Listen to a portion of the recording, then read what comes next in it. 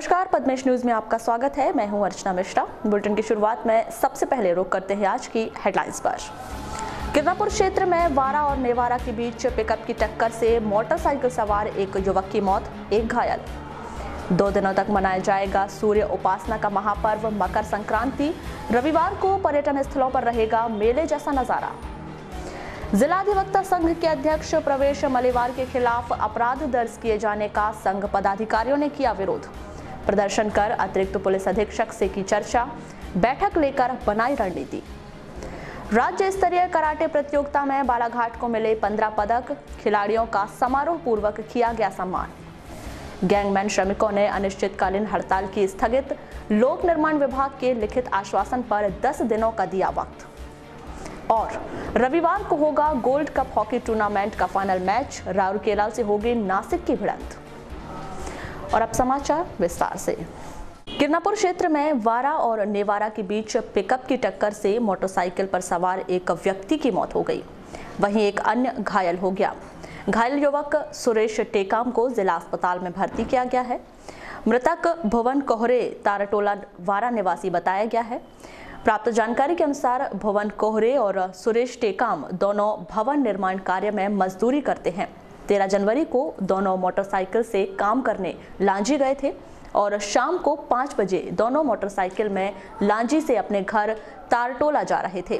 तभी वारा और नेवारा के बीच तेज रफ्तार से आ रही पिकअप मोटरसाइकिल को टक्कर मारकर फरार हो गई। इस सड़क हादसे में भुवन कोहरे की मौके पर ही मौत हो गई, वहीं सुरेश टेकाम गंभीर रूप से घायल हो गया। पूरे ब्रह्मांड को ऊर्जा देने वाले भगवान सूर्य की उपासना का पर्व मकर संक्रांति 14 और 15 जनवरी को मनाई जाएगी। यह पर्व वर्षों से 14 जनवरी को मनाया जा रहा है, इसीलिए अधिकांश लोग इस पर्व को 14 जनवरी को ही मना रहे हैं। वहीं मुहूर्त को मानने वाले 15 जनवरी को यह पर्व मनाएंगे। आपको बता दें, सूर्य के मकर राशि में प्रवेश करने पर मकर संक्रांति का पर्व मनाया जाता है।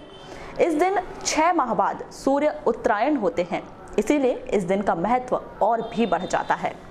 वर्षों से 14 जनवरी को मनाए जाने के कारण लोगों ने 14 जनवरी को ही यह त्योहार मनाने की तैयारी कर ली है। इस बार 14 जनवरी रविवार को आने के कारण लोगों ने पिकनिक बनाने की पूरी तैयारी कर ली है। संक्रांति पर नदियों में स्नान का भी विशेष महत्व बताया गया है। इस दिन तिल के लड्डू पकवान के रूप में मनाए जाते हैं। मकर संक्रांति के संबंध में हनुमान मंदिर के पुजारी पंडित कपिल देव शास्त्री बताते हैं कि इस बार मकर संक्रांति शाम को आ रही है, जो 15 जनवरी शाम तक रहेगी, जिसके चलते सोमवार को भी मकर संक्रांति मनाई जाएगी। जब भगवान सूर्य राशि परिवर्तन कर धनु राशि को परिवर्तित करके मकर राशि पर आते हैं, उस समय मकर संक्रांति मनाई जाती है। इस समय भगवान उत्तरायण होते हैं। उत्तरायण का मतलब अभी जो पर्व चल रहा है भगवान का, वो दक्षिणायन है। भगवान जब सूर्य उदय होता है तो आप देखिएगा थोड़ा दक्षिण दिशा तरफ से सूर्य उदय होता है, जो अग्निकोण होता है उस तरफ से। जब सूर्य उत्तरायण हो जाता है तो भगवान का उदय ईशान कोण की तरफ से शुरू हो जाता है। उसमें फिर धीरे धीरे गर्मी का आगाज प्रारंभ हो जाता है, बसंत ऋतु का आगमन शुरू हो जाता है। ये पर्व नई ऊर्जा, नई लोगों के अंदर ऊर्जा को प्रवाहित करने का त्योहार है। वारासिवनी के विभिन्न विद्यालयों में भारतीय जनता युवा मोर्चा के पदाधिकारियों द्वारा पुस्तकों का वितरण किया गया। आपको बता दें कि युवा मोर्चा द्वारा 23 जनवरी को सामान्य ज्ञान प्रतियोगिता का आयोजन किया गया है। इस प्रतियोगिता में शामिल होने जिन छात्र छात्राओं द्वारा पंजीयन कराया गया है, उन्हें युवा मोर्चा के पदाधिकारी दीप चौहान और सौरभ पटेल द्वारा इन पुस्तकों का वितरण किया गया।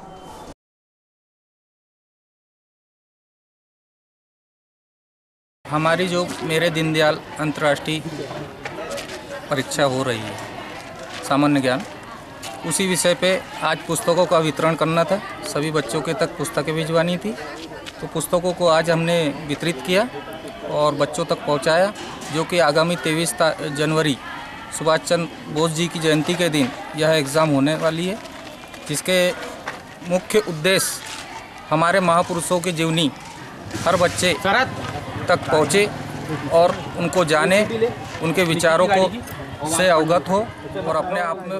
दीनदयाल जी उपाध्याय की हम जो परीक्षा मेरे दीनदयाल हम जो करा रहे हैं 23 जनवरी सुभाष चंद्र बोस की जयंती के अवसर पर, उसके तत्वाधान में हम पूरे जो स्कूल है जो रजिस्ट्रेशन हमने किए उसके संदर्भ में बुक वितरण करने हम हर स्कूल पहुँच रहे हैं। कितने बार रूम में बैठक आहूत कर आवश्यक रणनीति तय की।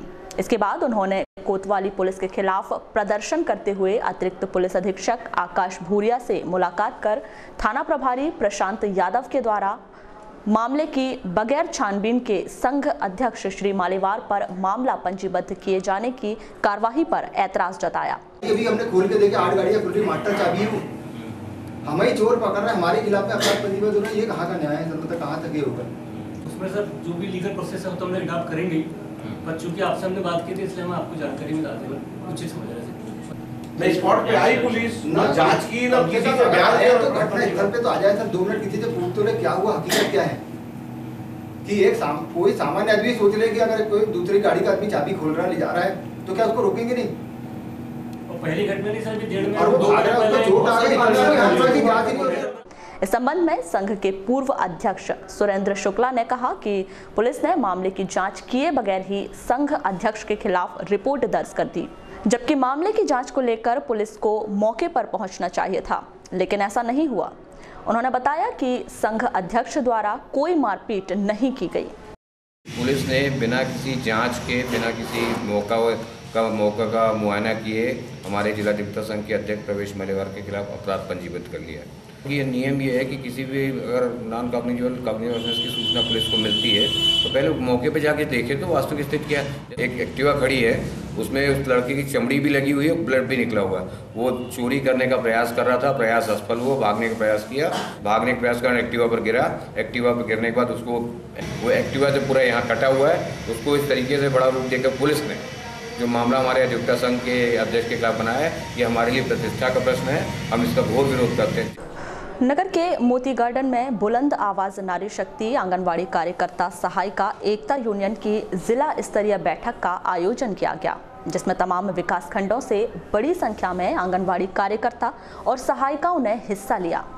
बैठक में विभिन्न विषयों पर चर्चा की गई। इस बैठक के संबंध में संगठन की जिला अध्यक्ष योगिता कावड़े ने आवश्यक जानकारी दी। और जिले की बैठक है हमारी, इसमें सारे ब्लॉक अध्यक्ष, सेक्टर अध्यक्ष और जिले की बैठकें हैं। अगर मार्च बजट में हमारे पक्ष में कोई फैसला नहीं आता तो उसकी हमने रणनीति बनाई, अगले कार्यक्रम की भी हमने रणनीति बनाई है और कई ब्लॉकों को भी हमने सतत रूप में हमारे संगठन को और भी मजबूत करने के लिए हम लोग ने इस विषय में काफ़ी चर्चा करी। आगे आने वाले कार्यक्रमों की भी रूपरेखा हमने तैयार करी, आगे की रणनीति हम लोग तैयार करें। अर्जित अवकाश सहित अन्य मांगों को लेकर अनिश्चितकालीन हड़ताल कर रहे लोक निर्माण विभाग के स्थायी श्रमिकों ने अपनी हड़ताल को विभाग से मिले आश्वासन पर स्थगित कर दिया। शनिवार को लोक निर्माण विभाग के एसडीओ जलील खान ने गैंगमैन श्रमिकों से मिलकर उन्हें 10 दिनों के भीतर मांगों को पूरा करने का आश्वासन दिया। 5-6 मांगे थी जिसमें एक अर्जित अवकाश से संबंधित थी, उसके निराकरण के लिए मैं स्वयं जा रहा हूं। दूसरी मांग इनकी पीएफ राशि के संबंध में थी, उस विषय के निराकरण के लिए हमने ये व्यवस्था की है। ई साहब से भी हमने बात की है, तो वो कोषालय में उसके लिए मतलब कंप्यूटर पे बैठना पड़ता है, तो हमारे विभाग से एक आदमी रोज़ उसमें जाके हर कर्मचारी की जानकारी फीड करेगा। ये हम कोशिश करेंगे कि कल से वो डेली एक आदमी जाएगा और इनकी जानकारी फीड करा के इनके पीएफ की कार्रवाई कराएंगे। दुविधा की स्थिति है, इसके स्पष्ट निर्देश के लिए मैं स्वयं भोपाल जाके शासन स्तर पे इनके मांग पत्र के आधार पे आगे के आदेश लाके 10 दिन के अंतर्गत। वहीं सीटू के जिला अध्यक्ष इकबाल कुरैशी ने कहा कि विभाग द्वारा पत्र के माध्यम से 10 दिनों का वक्त मांगा गया है, जिसके चलते 10 दिनों के लिए हड़ताल को स्थगित कर दिया गया है। हमें लोक निर्माण विभाग की ओर से एक आश्वासन पत्र मिला है कि हम 10 दिवस में आपकी मांगों का निराकरण करके आपको अवगत कराएंगे। स्पष्ट लिखा हुआ है कि आपको अवगत कराया जाएगा। तो हम इस आश्वासन के आधार पे अपने साथियों से चर्चा के उपरांत यह निर्णय लिए हैं कि हम अपनी उस आश्वासन पत्र के आधार पर हड़ताल को समाप्त ना करते हुए हम 10 दिनों के लिए स्थगित कर रहे हैं और हम इस पत्र के जवाब में एक पत्र लिख रहे हैं लोक निर्माण विभाग को कि 10 दिवस के भीतर यदि हमारी समस्याओं का निराकरण नहीं हुआ तो 11वें दिन से हम पुनः अपनी अनिश्चितकालीन काम बंद हड़ताल प्रारंभ कर देंगे। इसके बाद ही हम लोग आज अपनी हड़ताल को स्थगित करने जा रहे हैं। और अब वक्त है एक छोटे से ब्रेक का। ब्रेक के बाद भी खबरें जारी रहेंगी, बने रहिए हमारे साथ।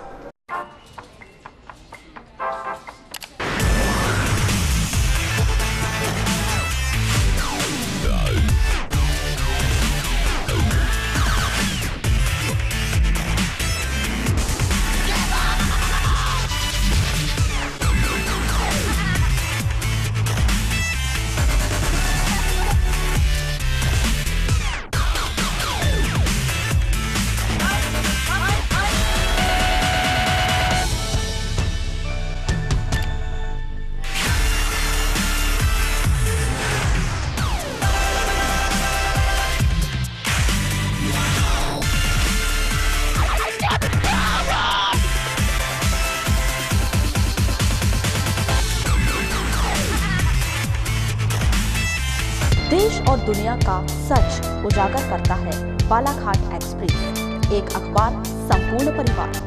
खबर चाहे कुर्सी की हो या अच्छे विचारों की या देश में हो रहे भ्रष्टाचार की, खबर चाहे विदेश की हो या आपके कैरियर की, बॉलीवुड ग्लैमर हो या व्यापार जगत की, व्यापारी से लेकर कर्मचारी तक, चाहे खबरें हो ग्रामीण क्षेत्रों की जैसे वाराणसी, लालबर्रा, लांजी, बैहर की, जिले की छोटे से लेकर बड़ी खबरों के लिए सच की तह तक जाने का जज्बा, Balaghat express and Padmesh media को। ब्रेक के बाद एक बार फिर आपका स्वागत है। बढ़ते हैं खबरों की ओर।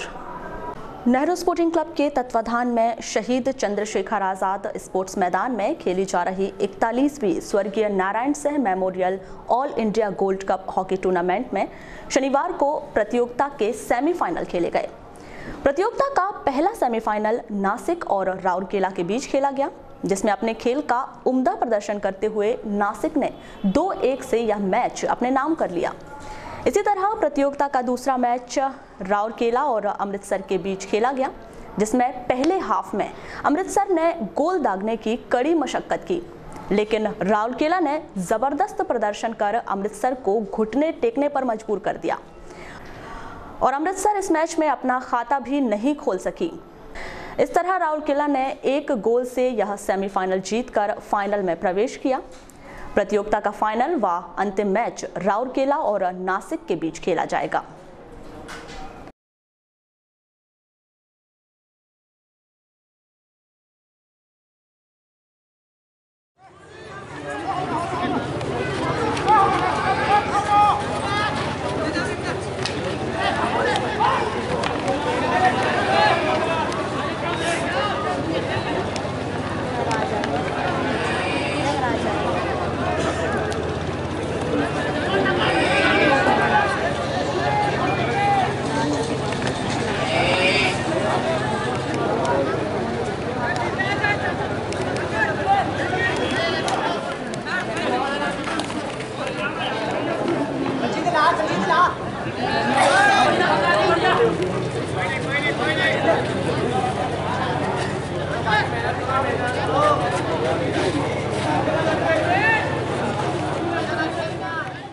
सर, जैसे कि कल हॉकी का फाइनल है, कल कौन सी टीम फाइनल खेलेगी और मुख्य अतिथि कौन रहेंगे और आम जन से क्या अपील करना चाहेंगे? जैसा कि आज आप देख रहे हो कि आज 2 सेमीफाइनल हैं और दोनों सेमीफाइनल में अभी नासिक और हैदराबाद की टीम आपस में जोरदार भिड़ंत कर रही हैं और आप देख रहे होंगे कि दर्शकों से खचाखच मैदान भरा हुआ है। पूरा दर्शक जोश और खरोश में है हॉकी के प्रति।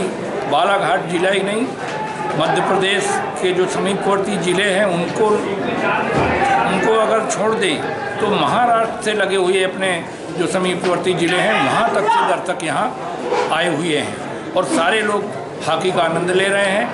कल हमारा फाइनल मैच होगा। पूरे दर्शकों में जोश और खरोश है। इसका स्पष्ट उदाहरण आपको इस मैदान में देखने को मिलेगा कि खचाखच मैदान दिन प्रतिदिन भरा हुआ नज़र आ रहा है।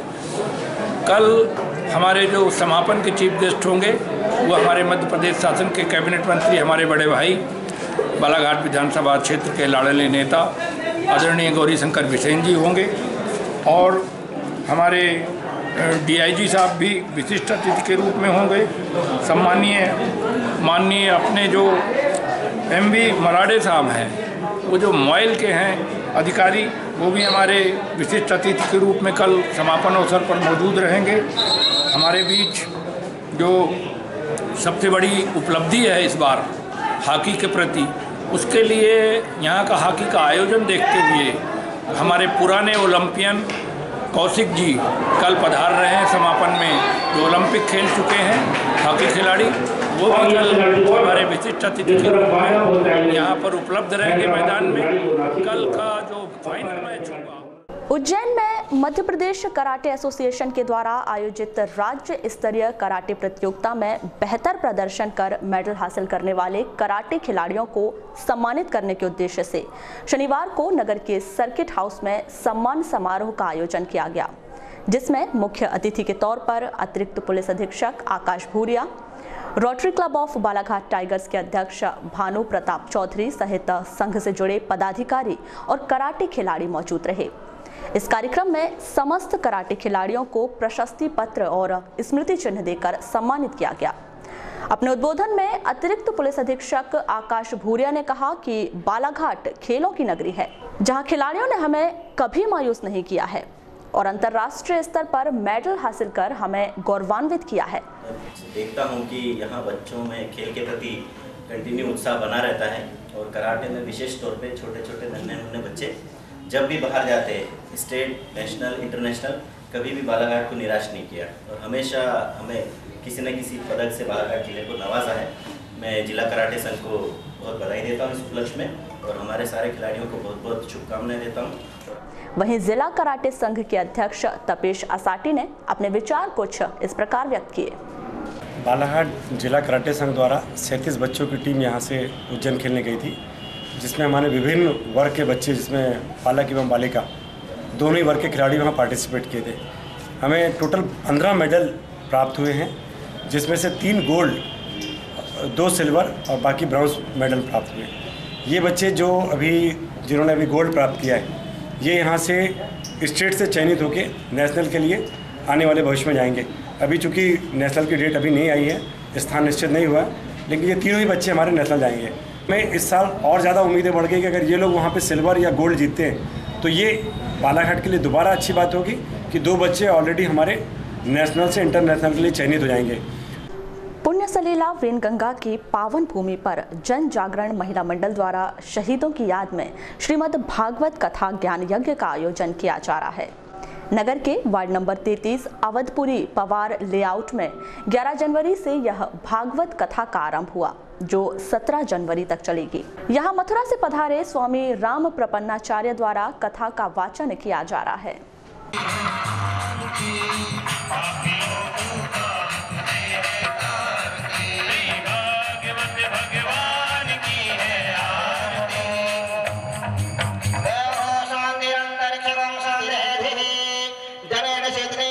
पुष्पदेवाभिवन्दनं स्वात्माभिवन्दनं हस्तो प्रक्षालनं मन्दिरो पुष्पाञ्जादाय ओम जगनेन जगनामाय जन्त देवास्तानि धर्माणि प्रथम। रुक्मणी नाग हम किस उपलक्ष्य में कार्यक्रम कर रहे हैं? ये शहीदों को श्रद्धांजलि का कार्यक्रम है। मैंने पिछले वर्ष भी करवाया था, इस वर्ष भी करवाई हूँ। शहीदों के लिए कार्यक्रम है। शाम को एक दीप जलाते हैं शहीदों के नाम से।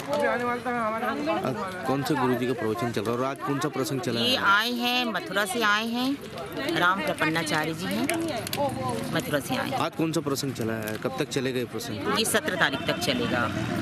11 से चालू हुआ, 10 को कलश यात्रा था और 17 तक चलेगा, 18 को भंडारा है। रामपायली में युवा दिवस पर सामूहिक सूर्य नमस्कार कार्यक्रम का आयोजन किया गया। यहां सरपंच वीणा शुक्ला की उपस्थिति में छात्र छात्राओं द्वारा योग अभ्यास किया गया। प्राण के आयाम के लिए हम श्वास की प्रक्रिया का नियमन करते हैं। दोनों नासिकाओं से श्वास लेने की प्रक्रिया में संतुलन हो, इसके लिए आज का हमारा पहला प्राणायाम का अभ्यास है अनुलोम विलोम प्राणायाम। दाहिने हाथ के अंगूठे से नासिका को बंद करेंगे, दाहिनी नासिका को, और अनामिका द्वारा बाई नासिका को। एक एक करके नासिका से श्वास लेना है। सूचना के अनुसार बाएं से शुरू करना है। दाहिनी नासिका को बंद कर दीजिए अंगूठे से। 11 श्वास को भरते हुए हस्तोत्तानासन, पूरा हाथ ऊपर ले जाइए, पीछे झुकिए। 12 नमस्कार मुद्रा। धीरे से हाथ को नीचे छोड़िए। सूर्य नमस्कार का अभ्यास हमने किया। आंखों को बंद रखिए, अंदर आए परिवर्तन को अनुभव कीजिए। वारासिवनी के जैन भवन में 13 जनवरी को भाजपा पदाधिकारियों की बैठक हुई। पार्टी के जिलाध्यक्ष रमेश रंगलानी, केशव भदौरिया, विधायक डॉक्टर योगेंद्र निर्मल सहित अनेक पदाधिकारियों की प्रमुख उपस्थिति में हुई बैठक के दौरान विधानसभा चुनाव को लेकर संगठन की गतिविधियों पर चर्चा की गई और इस वर्ष के अंत में होने वाले चुनाव के लिए जुट जाने के निर्देश कार्यकर्ताओं को दिए गए। मुख्यमंत्री अभी मैंने 1-2-1 में लगाया 11 पूरी की पूरी दे दी भाई साहब, पूरी की आपको इतना काम दे रहे हैं आपके मुख्यमंत्री। मेरा भले मत लो, मेरे नेता का तो नाम लो,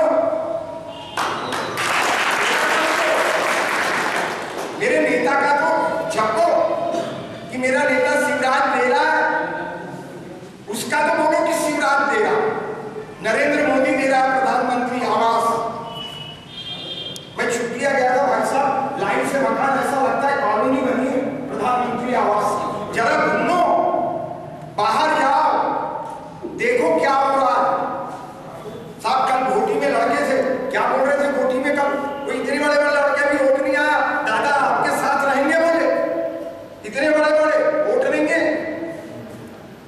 बोले आपके साथ रहेंगे। ये जज्बा होना चाहिए हमारे अंदर, कार्यकर्ता के अंदर। और आपकी पूछ क्यों है?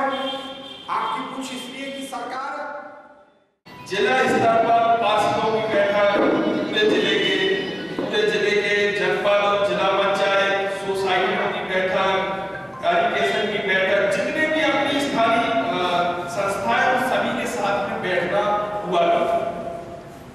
यहाँ भी इसी प्रकार की ये बैठक बुलाई गई जिसमें पूरे विधानसभा के हमें लगता है कि प्रमुख कार्यकर्ता जो भी है वो सभी यहाँ उपस्थित है।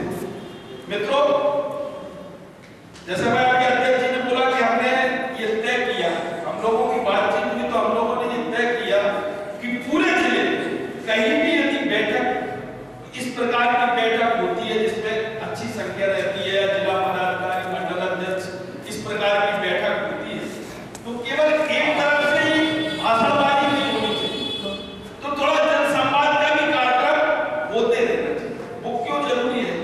अभी ऐसे हम बता रहे लोगों की बात हो रही थी, तो बोल रहे थे। और हम यदि हमारे मन में यही रहेगा, अरे साहब हम तो कोई सुनता तो है ही नहीं। और मैं पिछले बार शायद आपको किस्सा सुनाया होगा, एक जनपद अध्यक्ष एक राइस मिल वाले के पहुंच गए। राइस मिल वाले के पास पहुंचे तो उन्होंने नाश्ते का भी आर्डर दिया, चाय का भी दिया, और उनका रोना यही था, अरे क्या बताएं साहब, कलेक्टर सुनता ही नहीं। तो उन्होंने लास्ट में कैंसिल कर दिया। फिर धीरे धीरे करके उन्होंने बोला तहसीलदार भी नहीं सुनता, तो उसके शायद चाय भी बना कर दी। और उसके बाद राइस मिल वाले ने जनपद अध्यक्ष को बोला, बंधुते नहीं, जब कोई सुनता ही नहीं है मैं तेरे को चाय भी क्यों पिलाऊं? तो कार्यकर्ता हमेशा ऐसा मन को ऐसा लोगों के सामने शो भी नहीं करना चाहिए कि हमारे को सुनता ही नहीं है। नहीं भी सुनता होगा लेकिन लोगों के सामने बने एक मैं नगर के वार्ड नंबर 26 प्रेमनगर में बीती रात एक सूने मकान को निशाना बनाते हुए चोरों ने मकान का ताला तोड़कर एलईडी और हजारों रुपए के जेवरातों की चोरी कर ली। जानकारी के अनुसार प्रेमनगर निवासी कैलाश सोनी बाहर गए थे, तभी चोरों ने सूने पड़े मकान का ताला तोड़कर चोरी की घटना को अंजाम दिया। शनिवार को श्री सोनी और उनके पुत्र घर पहुंचे तो मकान का ताला टूटा देखा। घर के अंदर पहुंचने पर पता चला कि चोर करामात दिखा चुके हैं। बुलेटिन के अंत में एक बार फिर नजर डालते हैं आज की हेडलाइंस पर। किरनापुर क्षेत्र में वारा और नेवारा के बीच पिकअप की टक्कर से मोटरसाइकिल सवार एक युवक की मौत, एक घायल। 2 दिनों तक मनाया जाएगा सूर्य उपासना का महापर्व मकर संक्रांति। रविवार को पर्यटन स्थलों पर रहेगा मेले जैसा नजारा। जिला अधिवक्ता संघ के अध्यक्ष प्रवेश मलेवार के खिलाफ अपराध दर्ज किए जाने का संघ पदाधिकारियों ने किया विरोध। प्रदर्शन कर अतिरिक्त पुलिस अधीक्षक से की चर्चा, बैठक लेकर बनाई रणनीति। राज्य स्तरीय कराटे प्रतियोगिता में बालाघाट को मिले 15 पदक, खिलाड़ियों का समारोह पूर्वक किया गया सम्मान। गैंगमैन श्रमिकों ने अनिश्चितकालीन हड़ताल की स्थगित, लोक निर्माण विभाग के लिखित आश्वासन पर 10 दिनों का दिया वक्त। और रविवार को होगा गोल्ड कप हॉकी टूर्नामेंट का फाइनल मैच, राउरकेला से होगी नासिक की भिड़ंत। तो ये थी अभी तक की खास खबरें। खबरों की ज्यादा जानकारी के लिए लॉग इन कीजिए www.balaghategxpress.in पर।